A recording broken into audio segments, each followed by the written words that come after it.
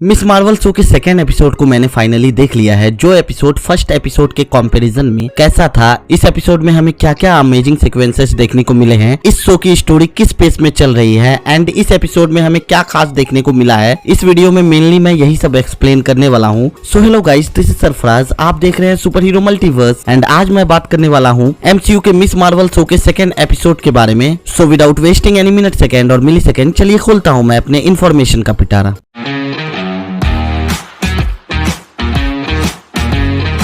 दोस्तों, miss Marvel का second episode continue करता है फर्स्ट एपिसोड के एंडिंग से, जहां अब कमाला खान यानी कि मिस मार्वल को उस ब्रासलेट की वजह से सुपर पावर्स मिल चुकी है एंड हमारी कमाला खान अब मिस मार्वल बनने की तैयारी कर रही है। जहां हमें कमाला खान की कैरेक्टर सुपर पावर्स मिलने के बाद कुछ डिफरेंट देखने को मिलती है, जो कि एक टीनेजर लड़की है एंड सुपर हीरो की बहुत बड़ी फैन होने के साथ साथ एक सुपर हीरो बनना भी चाहती है। एंड जब उसे सुपर पावर्स मिल गई है तो एक ऐसी टीनेजर लड़की के पर्सनालिटी में थोड़ा चेंज आना तो बनता ही है। इस एपिसोड में कमाला खान बहुत खुश नजर आ रही है एंड वन मोर थिंग, अगर आपने अभी तक फर्स्ट एपिसोड नहीं देखा है तो इस शो के फर्स्ट एपिसोड पर भी मैंने वीडियो बना रखी है। अगर देखना चाहते हैं तो लिंक आपको ऊपर आई बटन पर फ्लैश होता हुआ दिख रहा होगा, आप वहां से उस वीडियो को देख सकते हैं। खैर, इस एपिसोड में कमाला खान अपने स्कूल में काफी खुश लग रही है, जिसके बाद स्कूल में उसे ये कैरेक्टर दिखाई देता है जिसके बारे में मैं आपको आगे बताऊंगा। लेकिन शॉकिंग बात तो यह है कि कमाला खान के स्कूल की लड़की जोई, जिसे पिछले एपिसोड में कमाला खान यानी कि मिस मार्वल ने बचाया था अपने पावर्स की हेल्प से, वो बात अलग है कि प्रॉब्लम भी मिस मार्वल की वजह से ही हुई थी। लेकिन जोई की कैरेक्टर उस इंसिडेंट के बाद अपने स्कूल में काफी ज्यादा फेमस हो गई है और अब सोशल मीडिया पर उसके 5 लाख से भी ज्यादा फॉलोवर्स है, क्योंकि ये शो एक टीनेज सुपर हीरो पर फोकस करती है। तो इस तरह की चीजें तो हमें देखने को मिल सकती है। फिर इस एपिसोड में कमाला खान अपने पावर्स को सही तरीके से यूज करने का प्रैक्टिस भी करती हुई दिखती है, जहां हमें ये पता चलता है कि कमाला के पास जो सुपर पावर्स है वो एक्चुअल में उसके अंदर से निकल रही है और ये ब्रासलेट बस उसके पावर को ट्रिगर कर रहा है। अगर आप नहीं जानते तो मैं आपको बता दूं कि ऐसा सेम चीज हमें थॉर और उसके हैमर के बीच भी देखने को मिल चुका है MCU में। फिर ये एपिसोड फोकस करती है कमाला खान के फैमिली पर, जहां वो नमाज पढ़ने के लिए मस्जिद में जाती है, जहां मस्जिद में औरतों के लिए एक अलग सेक्शन बनाया हुआ है। हाँ, इंडिया में ऐसा कम होता है क्योंकि ज्यादातर लेडीज इंडिया में घर में ही नमाज पढ़ती है, लेकिन यहाँ भी जहाँ मस्जिद में लेडीज अलाउड है उनके लिए अलग सेक्शन होती है, जो कि रियल लाइफ में भी मस्जिद के मेन वाले सेक्शन के कंपैरिजन में कुछ ज्यादा बुरे हालत में होता है वोमेन वाला सेक्शन, जहाँ लेडीज नमाज पढ़ते हैं। सच कहूँ तो ये छोटे छोटे डिटेल्स जो हमें देखने को मिल रहे हैं, एक्चुअल में यही तो MCU की खास बात है। जिसके बाद कमाला खान अपनी माँ से भी मिलती है, जो अपने माँ से जोई के पार्टी में जाने के लिए परमिशन मांगती है और उसे परमिशन मिल जाती है, जिस पार्टी में कमाला खान को फिर से ये कैरेक्टर देखने को मिलता है जिसका नाम है कमरान। वेल, जब मैंने इस कैरेक्टर पर रिसर्च किया तो पता चला कि कमरान का कैरेक्टर मिस मार्वल के कॉमिक्स का भी एक बहुत इंपॉर्टेंट कैरेक्टर है, जो कि कॉमिक्स में भी पाकिस्तान का ही होता है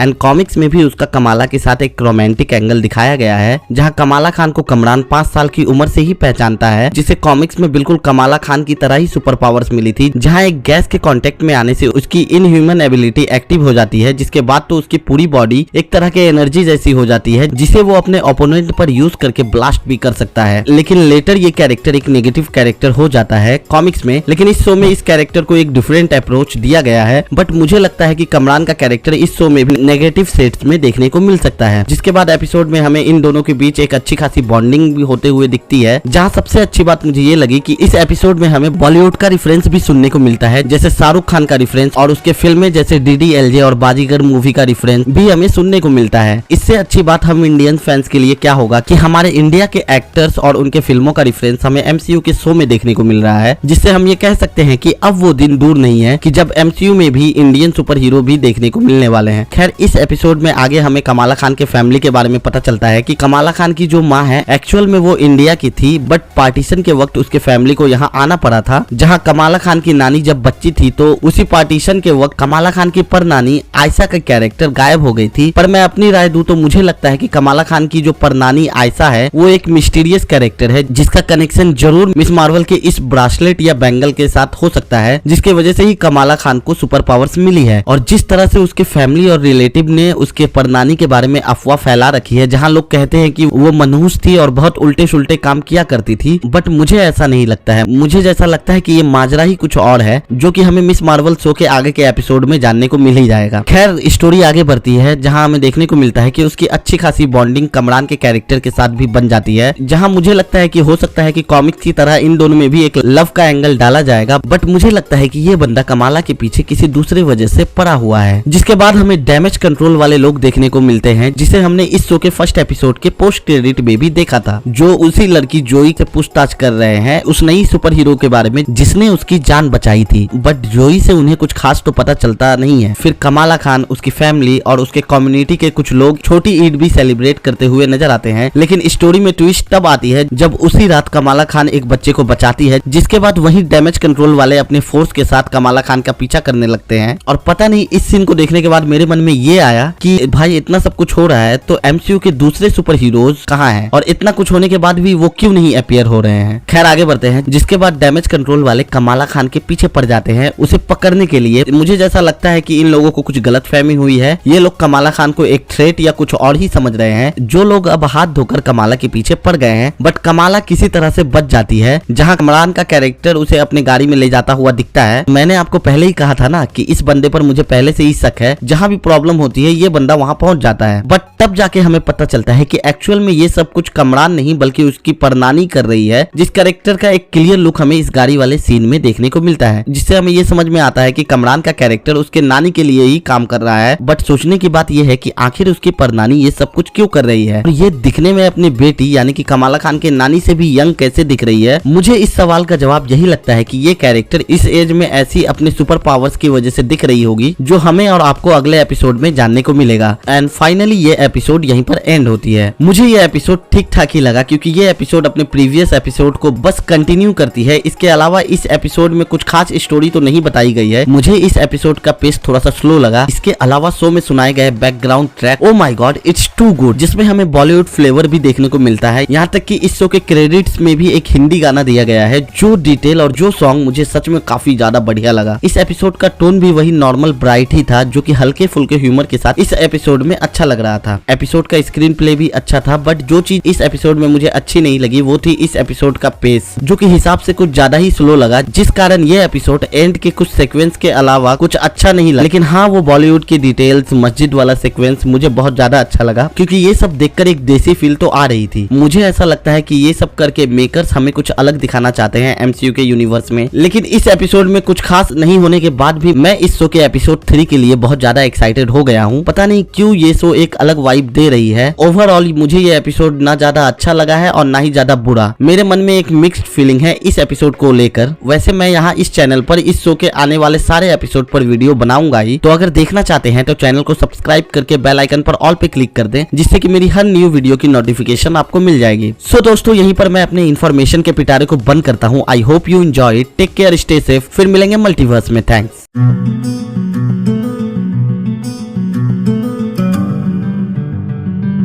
पता है एयरपॉड्स की सबसे खास बात